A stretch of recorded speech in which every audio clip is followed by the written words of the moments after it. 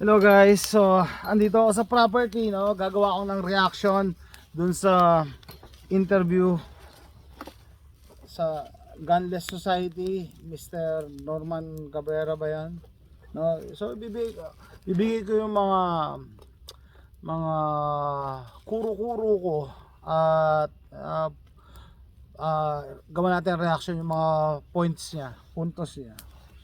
Although wala akong sa bahay, wala akong computer para ma-remind kayo kung ano yung mga sinabi niya. Yung mga naalala ko na lang. Okay? Una, tatanungin ko kayo. Gusto nyo bang mabuhay sa isang gunless society? Siyempre, ang sagot natin yan, yes. Ako din, gusto ko yes. Baka akala nyo, oy, ano ka, yung lunatic, maniac, gun-toting, macho guy. Hindi, gusto ko rin ng ganoon, di ba? Lahat tayo, majority ng isang normal na individual, syempre gusto yung ganoon, na mabuhay tayo ng mapayapa, walang threat, ganyan, ganyan. Di ba? But the thing is, totoo ba yon? Pwede ba mangyari yon? Hindi, because the cat is out of the bag. Ano ibig sabihin? Yung technology sa paggawa ng barel is nakalabas na. Alam na, may mga ano na, pati may barel na talaga, no? Meron isang episode nga yung The Simpsons na parang hindi ko makalimutan yan kasi yung nangyari doon, pina-turn over sa kanila yung mga barel nila, no? Lahat ng barel kinumpis ka. And then isang araw may dumating na mga naka kabayo. Oh, dahil wala ka na kami barel, kami na lang ang may barel. Yung mga bad guys na lang ang may barel. Ganun na nangyari. Okay? So, anong mapupulot nating aral yon? Although cartoons lang yun, pwede yun mangyari. Kasi ngayon, di ba? Pagka kinumpis ka ang baril ng mga legal gun owners, yung mga illegal ba makukumpis ka? Hindi naman, di ba? Hindi naman sila mag-turn over ng baril nila for safekeeping, di ba? So hindi pwede mangyari. So ano yung mga puntos ng Gunless Society representative? Ay, gumagaya na tayo sa Amerika. Sa Amerika, 8 out of 10 individuals, 8 sa 10 tao may barel. So anong problema? Anong problema doon? 'Di ba? Anong problema doon? So, ang una kong reaction is, nabalitaan niyo 'di ba kung ano yung na tinatawag na Second Amendment? Anong masama kung may baril? 8 out of 10. 'Di ba? Dapat nga 10 out of 10 eh. 'Di ba? Yung World War II nga, although kwento-kwento lang 'yon, kaya hindi natake ng Japan ang mainland US kasi alam nila hindi sila magiging successful dahil halos lahat may baril. 'Di ba? Every blade of grass daw. Yung example lang. Nakalimutan ko na yung actual na dialogue ng Japanese officer. Kaya nakontento na sila na pinasabog yung mga barko sa Hawaii. Hindi na sila nangarap ng land invasion. Yun ang gusto kong sabihin. Hindi nila kaya ang land invasion kasi lahat nga may barel. 8 out of 10. So yun guys, no. Doon sa hindi nakakalam, sa Amerika may tinatawag na Second Amendment right. It's a right. Actually, may paniniwala kasi na self-defense is a God-given right. Yung pagdepensa mo sa sarili mo, binigay yan ng Diyos. Hindi dapat yung gobyerno magpapaalam, uy, presidente, pwede ko po ba ipagtanggol ang sarili ko? Di ba nakakabobo yung ganong tanong? Nagpapakahirap ka araw-araw mabuhay, yung paglaban sa buhay, struggle, tapos pag may papatay sa'yo, papayag ka kasi hindi ka pinayagan ng gobyerno ipagtanggol yung sarili mo. Dapat God-given right yan, the right to self-defense. The moment na panganak tayo, yung iba nga hindi pa pinapanganak, di ba? Nung high school ako, pinapanood sa school namin, VHS pa, yung fetus na i-abort lumalaban, sumisipa siyang gano'n, no? Inaabot siya ng forceps, nako, yan. Ngayon, hindi na pinapalabas yun sa mga schools. So, it's a God-given right na lumaban kahit napakaliit mo, no? Kahit di ka pa pinapanganak, lumalaban talaga yung nakakaawa. No? So, imaginein mo, Yeah, lalo na siguro kung may pamilya ka, may asawa at anak ka na umaasa sa iyo na ipagtanggol sila, eh hindi ka ginrant ng gobyerno ipagtanggol yung sarili mo, edi papayag ka na, luluhod ka na lang. Similar with other countries na walang karapatang ipagtanggol ang sarili nila. No, ano pa yung sinasabi? Bakit daw si Japan? Ito pa yung punto eh. Ba't di tayo gumahin sa Japan? Walang baril, ganyan. Hindi nyo ba alam? Nakalimutan nyo na ba yung World War II? Kung anong ginawa ng mga Japanese sa atin? Ha? Ni-rape ang mga lola natin. Tapos pinatay yung mga lolo natin. Yung mga sananggol, ginamitan nila ng samurai. Pinagtataga, pinutulan ng ulo, kung ano-ano. Hindi nyo ba alam kung gano'ng kabrutal sila sa atin? Tapos gusto nyo sabihin, gayahin sila? Diba? So given, kaya ako in-example yung World War II, para makarating sila sa ganito, kailangan pa silang bombahin ng atomic bomb. Kailangan pa silang bombahin para inuter, para kapunin, parang yung buong Japanese nation kinapon eh. Kinapon sila. Kinapon sila using 2 atomic bombs. Tapos sasabihin mo sa akin, gayahin nyo yung Japan. Gusto mo bombahin din tayo ng atomic bomb? Alam nyo ba yun yung history nun eh. After nung World War II, parang yung mga Japanese umayaw na sa bayan, wala namin, napaluhod sila ng US. Ayaw na namin ng violence, hindi namin dami na matay sa amin, yung mga natira sa amin, nagkaroon pa ng cancer dahil dyan sa bomba na yan. Grabe pinagdaanan nila kasi grabe din ang ginawa nilang atrocities, yung kasamaan sa buong mundo, lalo na sa Southeast Asian region. Lalo na sa Pilipinas, di ba? Tapos sasabihin mo sa akin, gayahin yung Japan? Dahil wala silang baril ngayon? Balikan nyo yung history. Kaya sabi ko, history tend to repeat itself pag hindi tayo natututo. Yung mga taong ayaw mag-aral ng history, no? May tendency na mauulit kung yung nangyari in the past. Kasi hindi pinag-aaralan ko ano yung nakaraan eh. So please, wag niyong isama sa argument ang Japan. Bago sila makarating sa ganyang state, binomba sila ng 2 atomic bomb para tumino sila. Dahil grabe yung pinagagawa nila nun. I-research nyo na lang. I-fact check nyo kung totoo na pinag-rape nila mga lola natin at pinugutan ulo mga lolo natin. Mga sanggol. Ginamitan nila ng mga bayonet at samurai. Di ba? Di ba grabe? Tapos sasabihin mo sa akin, gayahin yung Japan? Kaya tumino sila para umabot sa ganito. Ngayon, mga pulis nila, may mga batuta na lang. Plus, hindi mo pwede i-compare yung mga nation. Iba-iba ang culture eh. Example, no? I-compare mo ang Japan sa US. Ang Japan, nakatira sa Japan, puro Japanese. Sabihin mo ng 99% or 98% Japanese. Sa US, ano mga nakatira? Lahat ng bansa gusto magpunta sa US kasi malaya, may kalayaan, may kalayaang yumaman, may kalayaang ipagtanggol sarili, maraming freedom. So, pati mga kalaban nagpunta dito. Okay? Tanungin mo, ano ba talaga ang culture ng US? Halo-halo na. May mga taga Middle East, may Asian, halo-halo na. Hindi mo na nga maano kung ano talaga ang Amerikano. Ako, Amerikano ako. 'Di ba? Pero ito, Pilipino pa rin. So, ganun din. So, imagine mo, eto lang ang bansa. US lang ang nag-iisang bansa na ganyan. Na Amerikano ka, pero iba-ibang pinanggalingan. Iba-iba yung kultura. Iba-iba yung turo. And, sad to say, may mga Amerikano na galit na sa US. Galit sa US. Gustong bumagsak ang US kasi galing sila dun sa mga kaaway ng US. In-infiltrate lang. Pinayagan lang makapasok dito because napakaluwag, 'di ba? So meron pa bang ibang bansa na ganyan?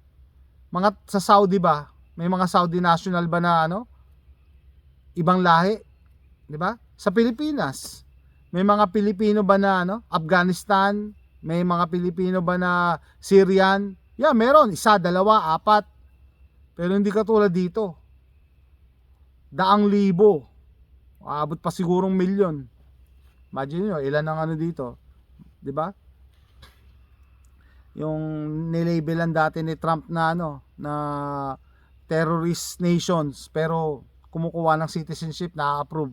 Oh, di ba? So hindi lahat ng Amerikano gustong magsaksid ang Amerika. Nakapasok na dito yung mga terorista na gustong pabagsakan ng Amerika. Okay? So walang ibang bansa akong maisip na katulad nito. Sa Italy, mga Italians na nakatira, di ba? Mga ganon. Di ba? Sa Middle East ka, sa Dubai, pinapayagan ng mga Pilipinong magtrabaho pero hindi kayo magiging national nila.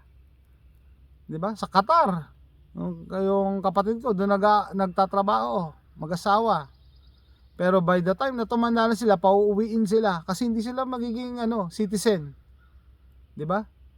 So imagine a place na sobrang laki and sobrang daming nation pinapasok, hindi mo na alam kung ano takbo ng utak ng mga pumapasok dito. Okay? So, wag mo sabihin na napakasama ng US. Wala, consequence ng ng immigration Ang daming gustong pumasok ang daming gustong pumunta. 'Di ba? So, yung pa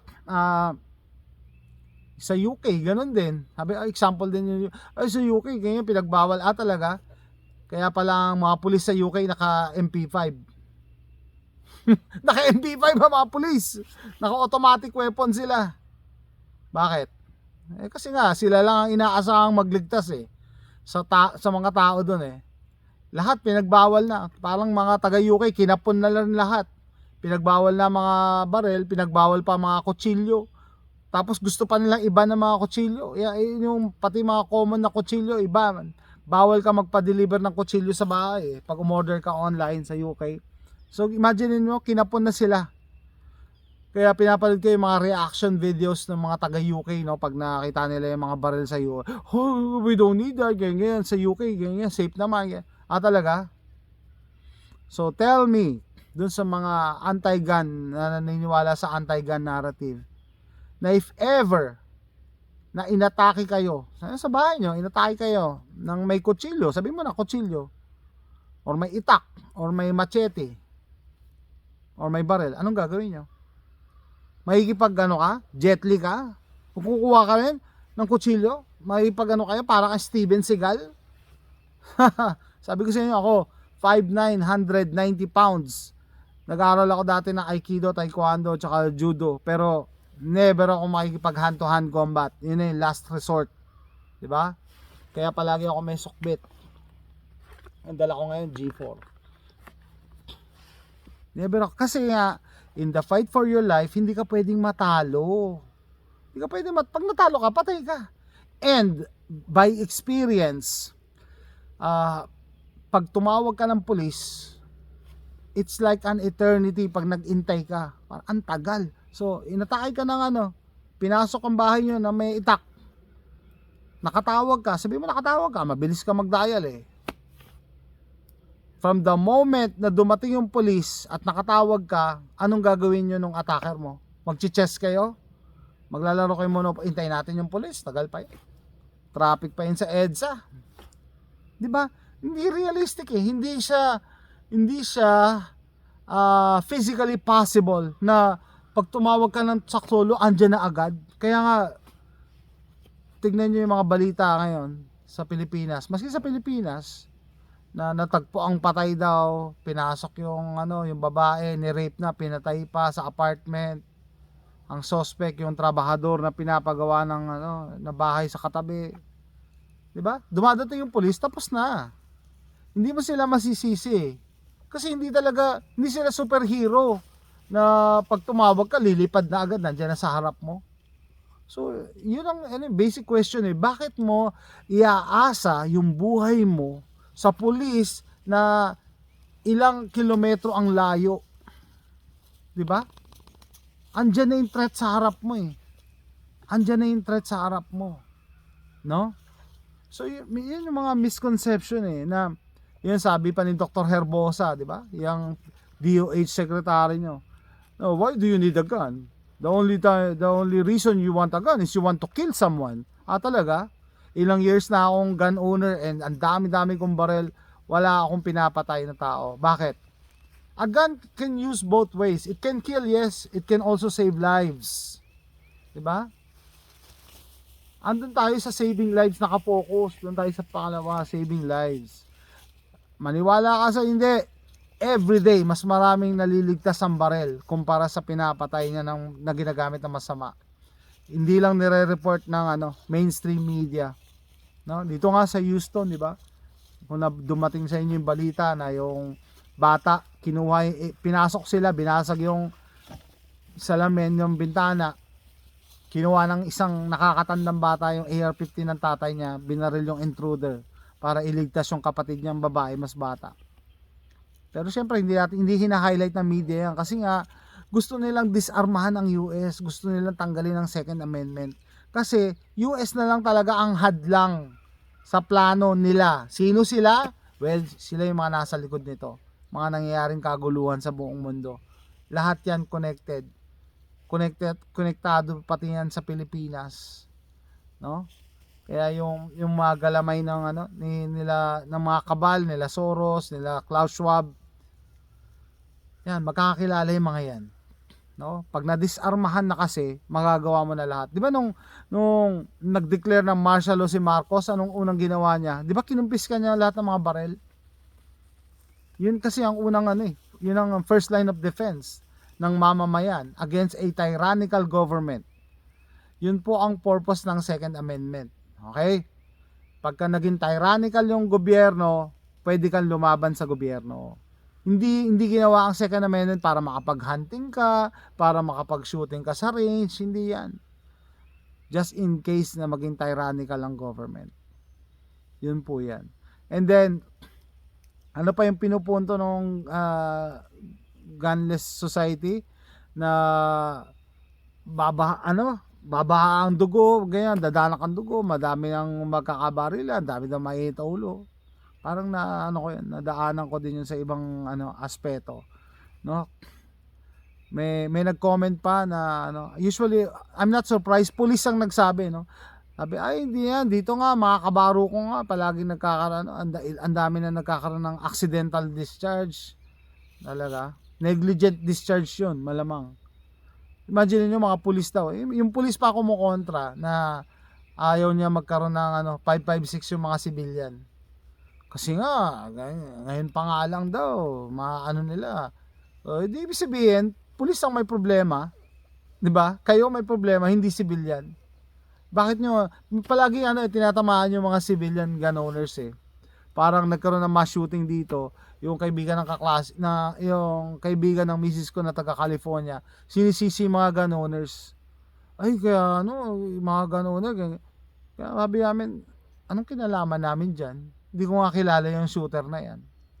And kung naniniwala kayo dyan sa mga mass shooting na, isa kayo sa mga na brainwash. Kasi majority niyan, false flag ops. Para tanggalin ang Second Amendment. Di ba? Ngayon pa nga lang, hindi pa nga kayo nahi-issuehan ng 556. Ibig sabihin, hindi pa official na makakabili ka ng 556. Anong sinasabi nila Senator Risa Ontiveros and Senator Amy Marcos? O dapat repasuhin na yan, RA 10591 na yan. Dapat wag payagan mag-shopping ng baril ng mga at yung mga kolektor ng baril na yan. Ganyan. Ba't pinapayagan? Bakit yung mga ilang incidents na ba na yung gun collector na involved sa krimen? Di ba? Unang-una, minsan may issue yung iba sa dami ng baril na pag-aari ng isang tao. Iba nga nagtatanong, ilan yung baril ko? I have to do an inventory. Shh! No? Tandaan nyo, ang kamay natin, dalawa lang.